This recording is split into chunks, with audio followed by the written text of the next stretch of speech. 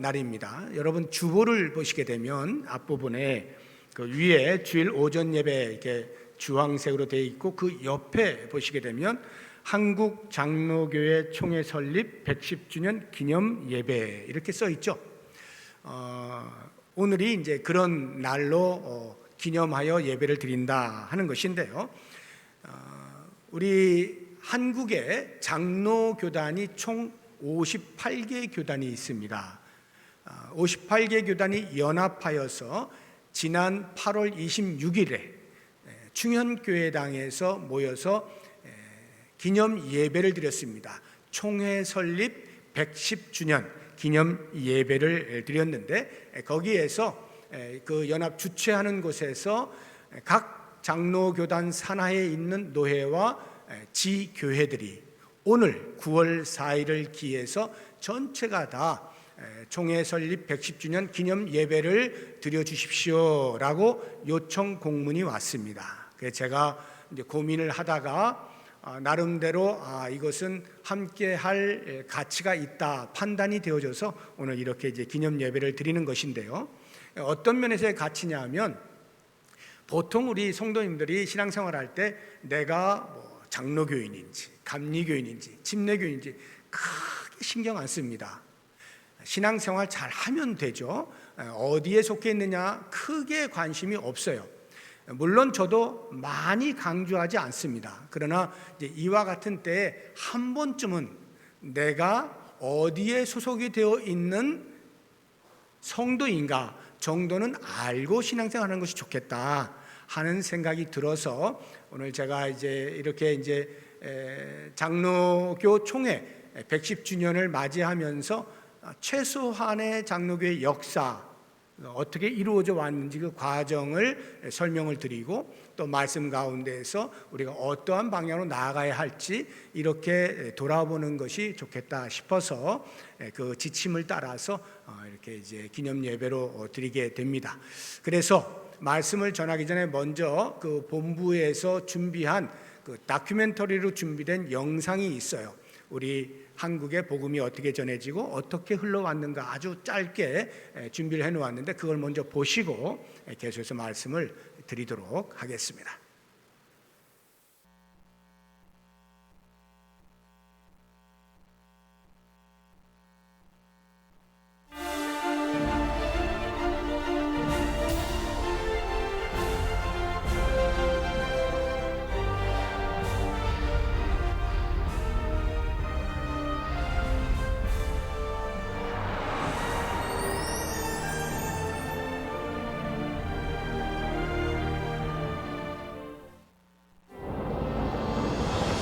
지금으로부터 140여 년 전, 이 땅에 선교사들의 발길이 닿기도 전에 하나님은 이미 조선의 말로 말씀하시기 시작합니다. 선교사 존 로스와 장로교인 서상윤, 이수정 등에 의해 만주와 일본에서 최초로 번역된 한글 성경. 한국 장로교회는 이 말씀으로 세워진 신앙 공동체였다. 그 후 언더우드를 비롯해 해외 4개 교단에서 입국한 선교사들은 학교와 병원을 설립해 조선의 근대화를 이끌며 한글 성경을 전파함으로 문맹 퇴치에 앞장서기도 했다. 1907년 대부흥의 불길 속에 동로회를 조직한 한국 장로교회는 그 시작부터 국내와 해외의 선교사를 파송하는 놀라운 선교의 역사를 이루었다. 뿐만 아니라 전국적인 복음 전파와 100만인 구령 운동을 통해 조직을 확대하고 1912년 마침내 총회를 설립함으로 나라를 빼앗긴 이 땅에 참 빛과 소망이 되었다. 일제강점기를 맞아 안으론 영적 성장에 힘쓰고 밖으론 3.1운동과 사회개몽, 여성운동에 앞장선 장로교회는 1930년대 자유주의 바람 속에서도 교회의 정통성과 신앙을 굳건히 지켜나갔다. 그러나 일제의 협박과 해유를 못 이겨 신사참배 가결이라는 과오를 범한 한국 장로교회는 결국 사상과 신학의 대립 속에 4분 5열되는 아픔을 겪기도 했다. 비록 하나의 장로회는 분열되었지만 1960년대 이후 한국 장로교회는 변혁과 도약의 시대를 맞았다. 도시산업 선교와 농어촌 선교, 민주화와 인권운동에 앞장서며 세계에서 그 유래를 찾아볼 수 없는 부흥과 성장을 이루었다. 더할 수 없는 하나님의 은혜요 역사였다. 특히 1981년 한국 장로교회 협의회를 시작으로 화해와 일치를 위해 노력해온 한국 장로교회는 부활절 연합예배, 한국교회 봉사단의 국내외 섬김 등 지속적인 연합사역에 힘써오고 있다. 이제 총회 설립 110주년을 맞아 한국 장로교회는 그 뿌리가 한 형제임을 다시 한번 확인하고 민족과 열방을 향한 그 부르심에 굳건히 달려갈 것이다. 또한 700만 성도가 한마음 한뜻되어 교회 갱신과 다음 세대를 향한 시대적 사명을 감당하며 하나님과 역사 앞에 다시 세상의 희망으로 거듭날 것이다.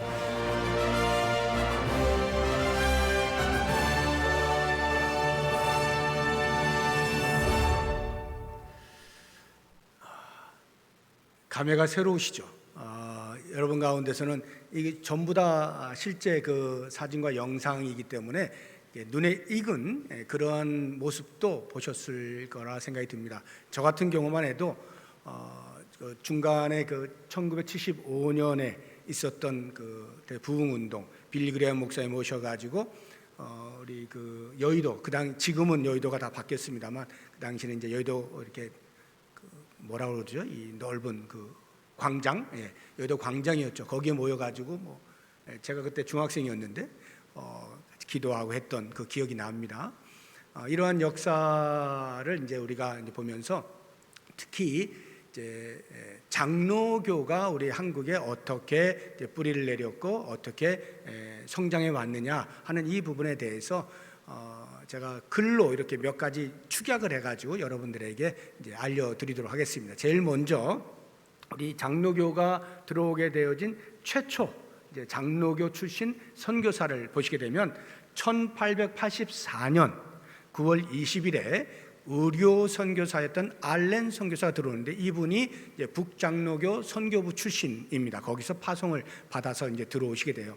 여기에서부터 이제 시작이 되어져서 그 다음 해 1885년 4월 5일에 언더우드 선교사님이 역시 북장로교 선교부에 파송을 받아서 우리나라에 들어오게 되죠. 여기에 이제 그 감리교 쪽은 아펜젤러 선교사님 들어오시죠. 그렇게 이제 들어오시게 되고요. 그 다음 보시게 되면 1901년에 평양 장로의 신학교가 설립이 됩니다. 신학교가 최초로 설립되는 게 1901년이에요. 그래서 이제 공부하시는 분들이 이제 있었겠죠. 그 다음 보시게 되면 1907년에 독노회가 이제 조직이 됩니다. 이 독노회라고 하는 것은 그동안은 선교사님들이 이제 주재하여서 선교사님들이 있는 나라와 연계되어져서 이제 치리를 받았다고 하면 이제 우리나라 자체적으로 노회가 형성이 되어져서 여기에서 이제 일들을 하게 되었는데 최초로 이 독노회에서 시작한 것이 목사 안수입니다. 이 목사 안수가 이제 1901년에 평양 장로의 신학교가 돼서 들어오신 분들이 있잖아요. 그분들 가운데 제1회로 졸업하신 분이 7분이 계십니다. 그 7분의 성함이 이렇게 있어요. 서경조, 한석진, 송린서, 방기창, 길선주, 이기풍, 양전백 이렇게 7분의 이제 목사님이 안수를 이제 우리 동노회에서 받게 되어집니다.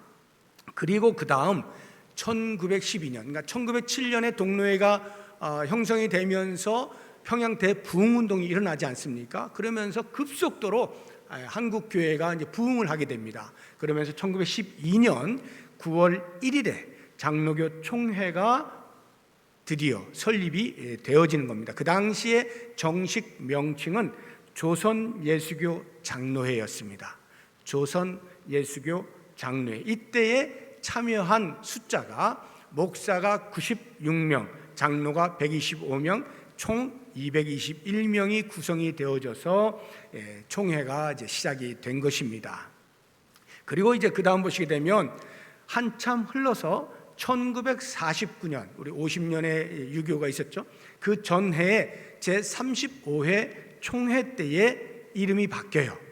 조선예수교 장로회에서 대한예수교 장로회로 이제 명칭이 바뀌게 됩니다. 그리고 이제 우리 교회가 소속되어져 있는 총회가 어디냐면 대한예수교 장로회 합동교단입니다.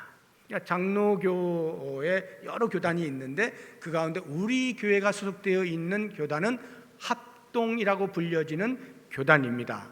우리 교단이 장로교단에서는 가장 커요.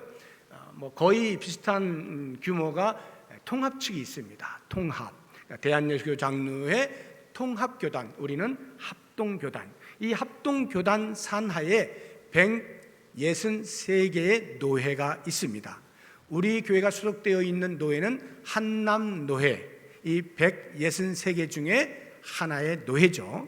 그리고 그 163개 노회 산하에 지교회들이 있는데 총 합이 11,686개입니다. 이게 올해 2022년도 통계예요. 11,686개의 교회가 현재 우리 합동교단 산하에 있습니다. 이것이 이제 짤막하게 우리 나라에 들어와 있는 장로교단의 역사예요.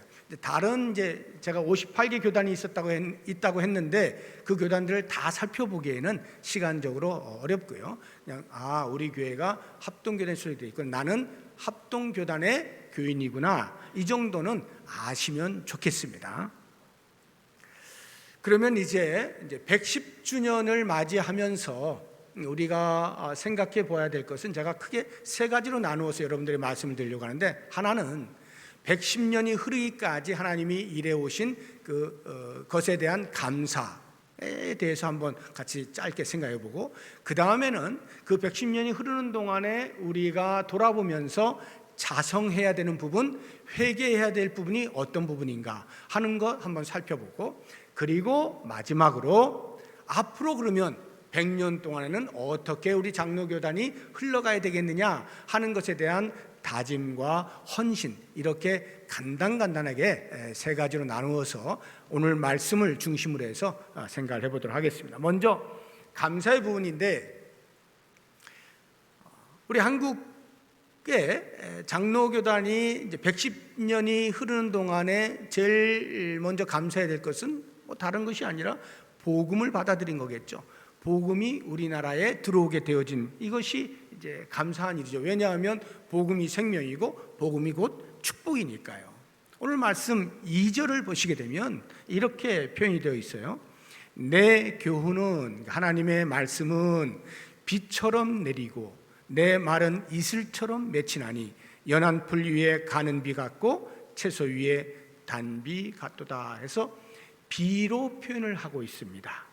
하나님의 말씀은 비와 같다 하는 것인데, 이것은 팔레스타인 지역에 대한 이해가 필요해요. 그 지역은 하늘에서 비가 오지 아니하면 어떤 농장도 되어지지 아니하는, 철저하게 하나님께서 비를 내려주실 때만 살 수 있는 그러한 땅이에요.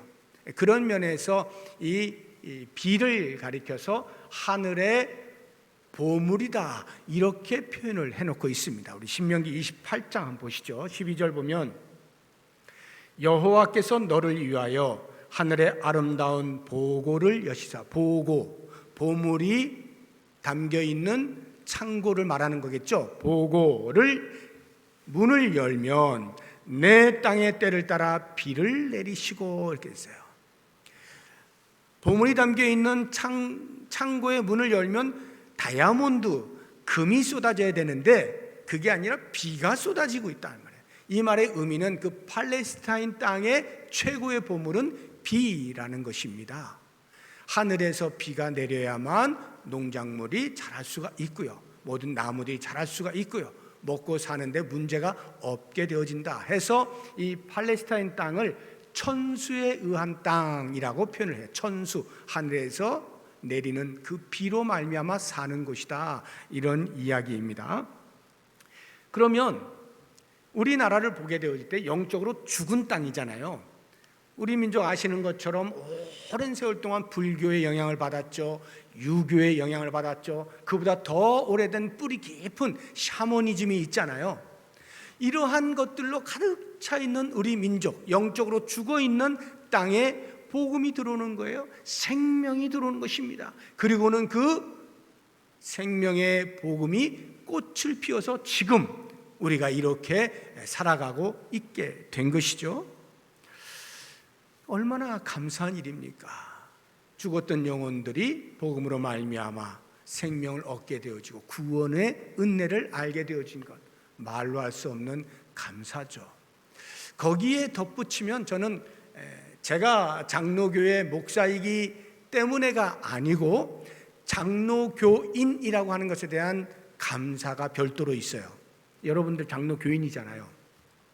이것은 제가 침례교인, 감리교인 구별해가지고 우리가 더 좋아 이런 이야기를 하려는 것이 아닙니다. 왜 장로교인됨에 감사가 있느냐 하면 다른 것이 아니고요. 이 장로교회의 핵심, 그것은 성경을 소중히 여긴다는 거예요. 성경을 소중히 여겨요. 우리의 신앙의 근거가 성경 아닙니까? 이 성경을 소중히 여기는 것보다 더 귀한 신앙생활이 어디 있습니까? 그래서 저는 장로교보다 더 성경을 귀하게 여기고 성경의 말씀대로 살고자 하는 교단이 있다면 저는 그 교단을 매우 매우 존중할 것입니다. 그것은 성경 때문이에요. 우리의 신앙의 근간이 되는 성경을 귀하게 여기는 그러한 신학을 가지고 있는 장로교회 교인됨에 대한 감사가 있을 수밖에 없습니다. 또 하나 우리가 감사할 만한 것을 생각해 보면 우리 오늘 성경의 표현대로 하면 반석이신 하나님으로 인하여 감사하는 겁니다. 우리 4절을 보세요. 그는 반석이시니 이렇게 표현되어 있잖아요. 하나님께서 반석이시라는 말은 우리의 방패가 되어주시고 피난처가 되어주신다 하는 거예요. 우리의 신앙의 울타리가 되어주신다, 이런 이야기거든요. 지금까지 110년이 흐르는 동안에 하나님께서 우리 장로교단의 방패가 되어주셨다, 피난처가 되어주셨다 하는 것입니다. 예를 들어서 위태로운 때가 여러 차례 있었죠. 기독교 자체가 말살되어질 만한 위기 상황들이 몇 번 있었어요. 일제강점기가 그러합니다.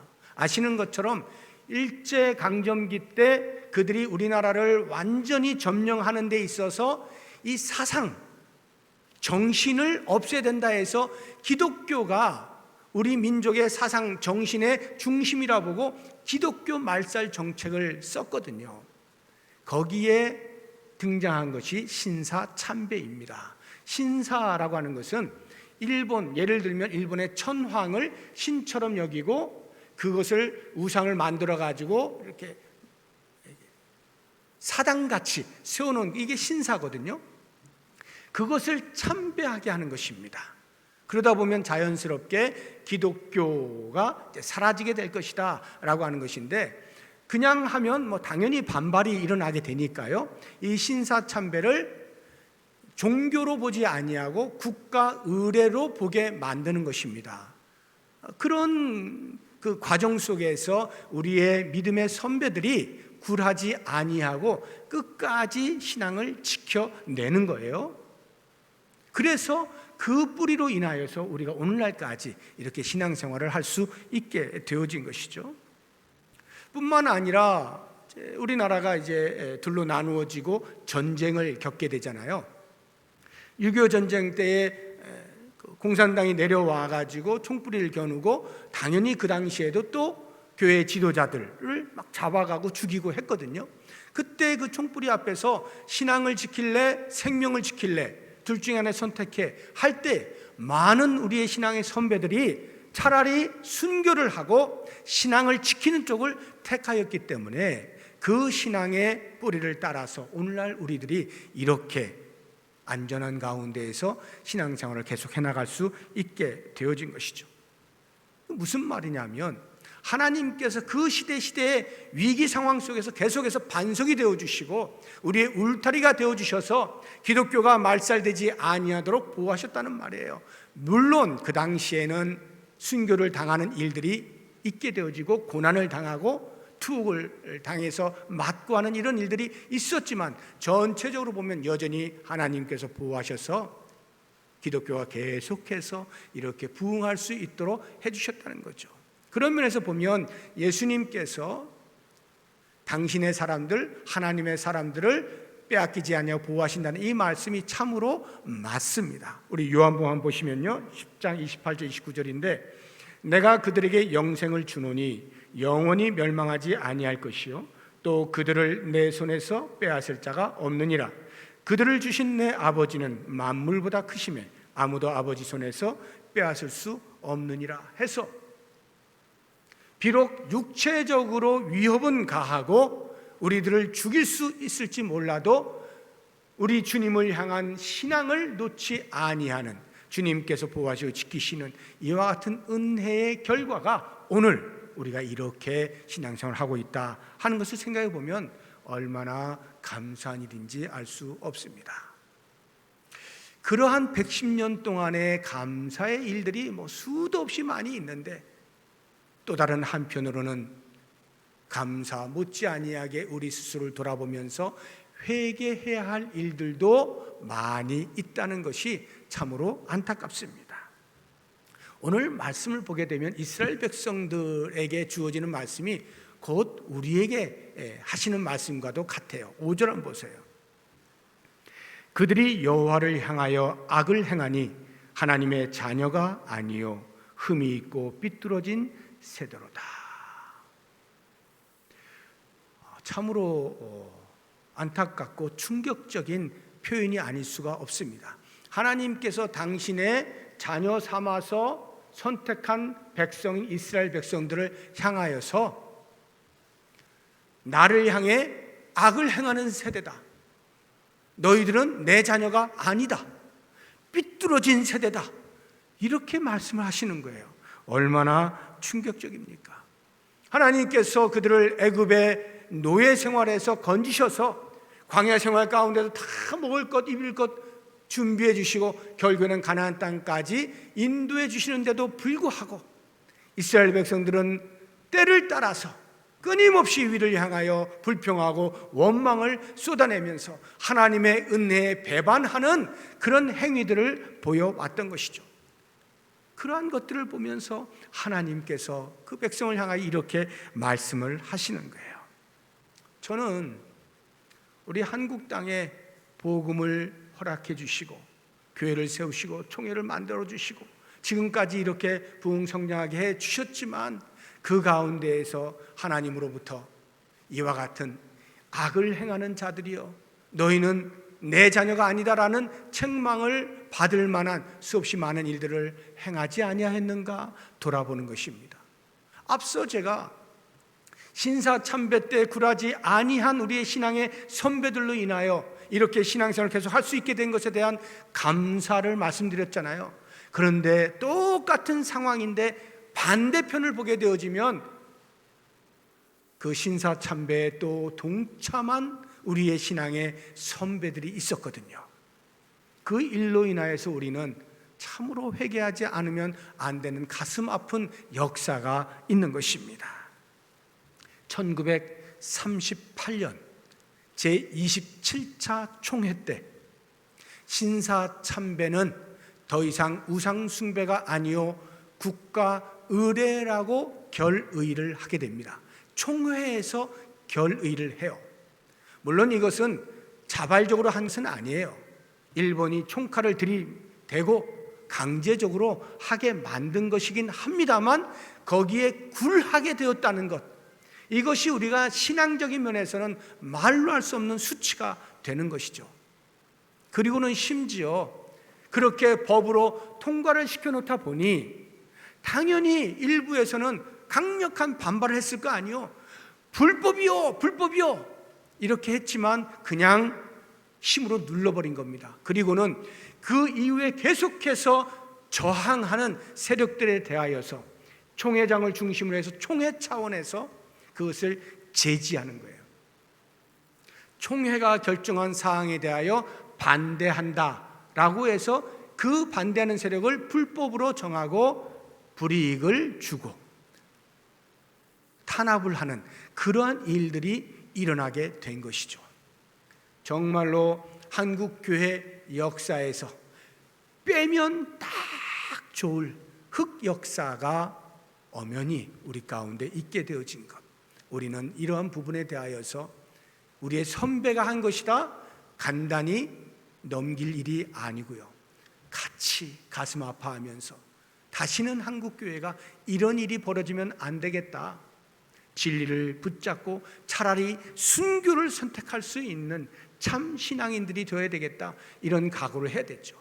그래서 우리는 그 과거의 그 쓴뿌리에 대한 참다운 회개가 반드시 우리 가운데 있어야 된다 하는 것입니다. 그런가 하면 또 다른 이제 회개해야 될 일이 있는데, 그것은 이제 그때를 기점으로 해서, 그 신사참배를 기점으로 해서 교단이 급속도로 분열하기 시작합니다. 예를 들면 신사참배를 안 하고 감옥에 갔다가 순교를 당하거나 아니면 이제 석방이 되어진 이러한 분들하고 신사참배를 결의한 거에 그냥 타협을 해서 따라간 사람들하고 해방된 이후에 어떻게 됐겠어요? 갈등이 있었을 거 아니에요. 서로 용납이 안 되는, 포용이 안 되는 거예요. 그러다 보니까 찢어질 수밖에 없는 거죠. 그래서 나온 것이 신사참배에 반대하여 끝까지 신앙을 지켰다 하는 사람들이 나와서 만든 것이 고신입니다. 오늘날의 고신. 물론 그 이후에 또 합쳐졌다가 다시 이제 나왔습니다만, 아무튼 고신이 이렇게 등장을 하고요. 그런가 하면 또 이제 장로교가 이제 처음에 하나였는데 이렇게 나눠지면서 신학적인 문제로도 또 나눠져요. 그래서 일부 사람들이 자유주의 신학을 받아들이는 거예요. 자유주의 신학의 특징은 성경을 제대로 안 보는 겁니다. 그러니까 성경에 틀린 것들이 있다라고 해서 성서 비평학을 받아들이는 거예요. 그래서 이것 빼고 저것 빼고 빼는 겁니다. 그러다 보니 보수 신학을 가진 사람들이 또 그것을 놔둘 수가 없죠. 그러다 보니까 또 나눠지게 되고요. 그런가 하면 또 그 다음에는 WCC라고 해서 월드 처치 카운슬이라고 하는 세계교회 협의회라고 하는 것이 전 세계적으로 이제 번지게 되었는데, 이것이 이제 타 종교까지도 같이 서로 손잡고 가자 하는 그러한 뉘앙스의 그런 교회 협의회였어요. 여기에 이제 동참하는 그런 교단이 사람들이 생겨나고, 절대 안 된다라고 하는 사람이 생겨나고, 그러면서 또 교단이 나누어지는, 이러면서 특히 우리가 속해 있는 이 합동 측은요, 말로 할 수 없는 그 분열을 합니다. 정말 부끄러운 일이에요.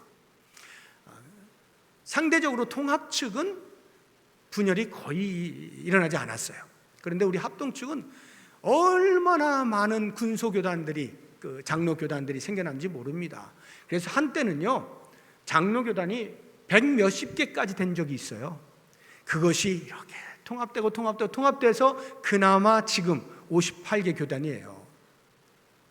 그래서 얼마나 많은 그 분열이 있었는가 하는 것을 이제 알 수가 있는데, 이 분열이라고 하는 것 자체가 성경에 반하는 행동이죠. 성경은 철저하게 성령이 하나 되게 하신 것을 힘써 지키라고 말씀하고 있거든요. 그런 부분들을 지켜내지 못한 것, 우리의 잘못이죠. 우리의 죄악입니다. 철저하게 회개해야 되는 거예요. 이건 비단 교단의 분열로 끝난 게 아니에요. 이러한 것들이 자연스럽게 지교회에도 흘러가서 교회들이 계속해서 분열하는 거예요.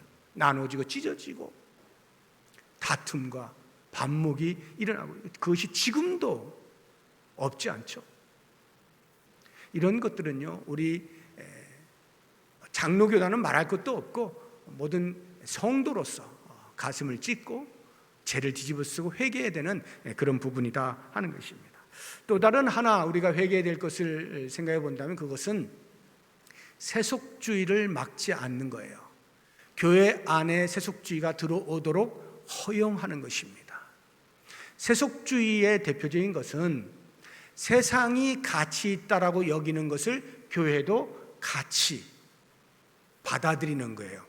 세상이 돈이 최고야 라고 하는데 교회도 그래 맞아, 우리가 아무리 신앙인이지만 돈 없이 어떻게 하고 그 가치를 받아들이는 거예요. 이게 세속주의예요. 세속주의의 흐름을 교회가 진리로 막아내지 못하는 겁니다. 그리고는 막 섞여버린 거예요. 무엇이 옳은지 강단에서 선포하는 것도 심해졌고, 제대로 선포되어져도 성도들이 받을 생각을 하지 않고 세상이 흘러가는 대로 같이 흘러가는, 적당히 흘러가면서 나름대로 신앙의 종교적 행위는 하면서 이렇게 섞여 있는 것, 이것이 우리가 철저하게 회개해야 되는 또 하나의 모습입니다.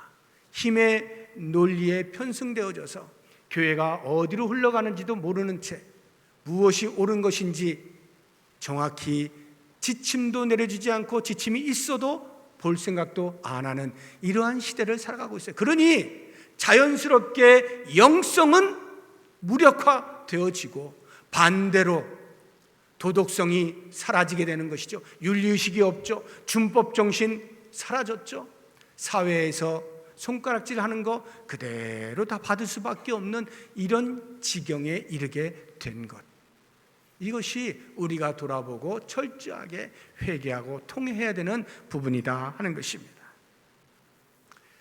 그러면 이제 110년이 흐르는 동안에 이러한 감사와 회개를 살펴보면서, 그러면 앞으로 또다시 100년을 우리가 맞이하게 될 그 100년을 어떻게 해야 될 것이냐 하는 것에 대한 대비, 준비가 반드시 필요하죠. 어떻게 될 것이냐, 다짐하고 헌신을 약속해야 되겠죠. 이런 것들이 필요한데 오늘 말씀을 통해서 우리가 두 가지를 생각해 볼 수 있어요. 하나는 7절을 보시게 되면 옛날을 기억하라, 역대의 연대를 생각하라 하는 것입니다. 옛날을 기억하라는 거예요. 이게 무슨 말이냐면 역사를 돌아보고 그 속에서 교훈을 얻어라. 역사 속에서 여전히 일해 오신 여호와 하나님을 경험해라 하는 것입니다. 우리 한국교회 장로교가 110년이라고 하는 역사를 가지고 있는데 그 역사 속에서 순간순간 상황마다 하나님께서 어떻게 일해 오셨는지에 대해서 잘 살펴보라는 거예요. 그래서 그 속에서 교훈을 얻어라 하는 것입니다. 이스라엘 백성들의 경우에 옛날을 기억하라 하는 것은 애굽에서 건지신 여호와 하나님을 생각하라는 거 아니겠어요? 그 노예 생활에서 자유인으로 건져주시고 광야의 모든 삶 가운데서도 굶어 죽지 아니하도록 먹을 것을 제공해 주시는 그 좋으신 하나님, 일하고 계시는 하나님을 경험해라, 기억해라 하는 것 아니겠습니까? 그런 것처럼 우리 한국 땅에 하나님께서 복음을 들여오시고 교회를 세우시고 총회를 조직하게 하시고 여기까지 오게 하신 그 하나님의 일하심에 대하여 철저하게 하나하나 생각해 보라 하는 것입니다. 그리고 두 번째를 보시면 다시 7절 뒷부분에 보시게 되면 내 아버지에게 물으라, 그가 내게 설명할 것이요 내 어른들에게 물으라, 그들이 내게 말하리로다. 무슨 말이에요? 자녀들에게 말하는 거예요. 자녀들에게, 부모에게 물어봐라. 당신이 경험한 하나님이 어떤 하나님이요? 이렇게 물어보라는 거예요. 그러면 부모들이 그래, 하나님이 이런 분이셨어, 우리나라를 이렇게 인도해 오셨단다 하고 자녀들에게 그 좋으신 하나님을 알려주어야 할 책임이 있다는 것이죠. 우리 부모 세대가 우리의 자녀 세대에게 우리가 경험한 하나님을 물려주어야 되는 거예요. 소개해야 되는 거예요. 알려줘야 되는 거예요. 하나님의 말씀으로 바르게 교육하기를 힘써야 되는 거예요. 다음 세대를 준비해야 되는 것입니다. 우리의 신앙이 우리의 대로 끝내도 되는 것이 아니에요. 다음 세대까지 흘러갈 수 있도록 철저하게 다음 세대에 대한 관심과 눈을 열어야 되는 것입니다. 그리고는 우리의 자녀들이 물을 때 우리가 경험하는 그 하나님을 이야기해 줄 수 있어야 되죠. 그래, 우리는 맨날 싸웠어, 다퉜어, 반목해서 질시했어, 그리고 그냥 분열했단다, 이런 이야기를 해줄 거냐 말이에요. 우리의 자녀들에게 과연 무엇을 이야기해 줄 것이냐. 그 가운데서도 우리가 가슴을 찢고 통회하면서 다시는 그런 일이 일어나지 아니하도록 철저하게 회개하면서, 얘들아, 너희들만큼은 이제 제대로 하나님의 그 사랑을 경험하면서 잘 살아주길 바란다. 우리 기성세대가 그 책임이 있지 않겠습니까? 장로 교단이 다음 100년을 어떻게 준비할 것인가, 이 부분에 대해서 철저하게 우리가 고민하면서 정말로 다음 세대에는 우리가 경험하지 않아도 되는 그 흑역사들 또 물려주지 말고, 정말로 주님이 주인 되어 주시는, 주님이 다스리시는 아름다운 신앙생활, 그것들을 우리의 자녀들에게 물려줄 수 있는 그런 기성세대로 살아야 되겠다 하는 거예요. 그래서 무엇보다 중요한 것이 우리의 영성을 회복하는데, 이 영성을 좀 더 과거에 우리의 선조들이 그 핍박 가운데서도 견뎌냈던 야성적 영성, 이것을 우리가 좀 회복하자는 거예요. 어떠한 경우에도 흔들리지 아니하는 든든히 서 있는 그러한 모습으로의 영성을 우리가 회복하자. 그리고 우리의 주변과 나아가서 산간벽지와 더 나아가서 전 세계에 복음을 증거하는 선교적 교회로서의 사명을 감당하자. 우리 모든 성도가 각자 겸비하여 주의 말씀에 순종함으로 우리의 일상의 삶의 터전에서 하나님의 영광을 위하여 살아내자. 그렇게 함으로써 우리의 자녀들에게 그러한 신앙의 모습들을 물려주고, 그 자녀들이 또 그 다음 세대에 그렇게 물려줄 수 있도록 하는 것, 이것이 우리 한국 장로교 총회 설립 110주년을 맞이하면서 기념할 예배를 드리면서 우리가 깊이 묵상해야 될 내용으로 꼭 기억하시면서 정말로 좋은 신앙의 유산을 우리의 다음 세대에 물려줄 수 있는 은혜가 있기를 바랍니다. 이제 제가 기도를 할 텐데요, 이 기도는 그 8월 26일에 전체 연합 모여서 이제 기도하셨던 우리 그 합신 측 총회장이신데요, 그분이 기도한 내용을 제가 이 공동 기도문이에요. 그래서 제가 이제 기도할 때 이것으로 기도를 대신하도록 하겠습니다. 우리 같이 기도하겠습니다. 긍휼과 자비가 풍성하신 하나님 아버지, 어두웠던 이 땅에 언더우드 선교사님을 통해 장로교회의 선교가 시작되게 하시고 1912년 장로교 총회로 모일 수 있도록 섭리하여 주신 것을 감사드립니다. 그 후로도 110년이 지난 지금까지 주님은 변함없는 사랑으로 한국 장로교회를 지켜주셨고, 오늘과 같이 세계교회가 놀랄만한 성장을 이루게 해주셨습니다. 이 모든 것이 오직 주님의 은혜로 말미암았음을 믿고 진심으로 감사드립니다. 그 은혜에 감사하여 오늘 한국교회 총연합회 산하에 흩어져 있는 여러 장로교 총회가 연합하여 감사의 예배를 드립니다. 주께서 우리의 예배를 받아주시고 다시 한번 한국 장로교회들이 코로나 팬데믹으로 어려운 교회와 사회의 빛으로 드러나며 새로운 부흥의 시대를 주도할 수 있게 인도해 주시옵소서. 지난 110년간 부흥해온 한국 장로교회들은 안타깝게도 여러 번 분열을 반복했습니다. 그 분열의 과정은 우리 안에 깊은 상처를 남겼습니다. 또 교회에 대한 사회의 부정적인 시각을 초래하기도 했습니다.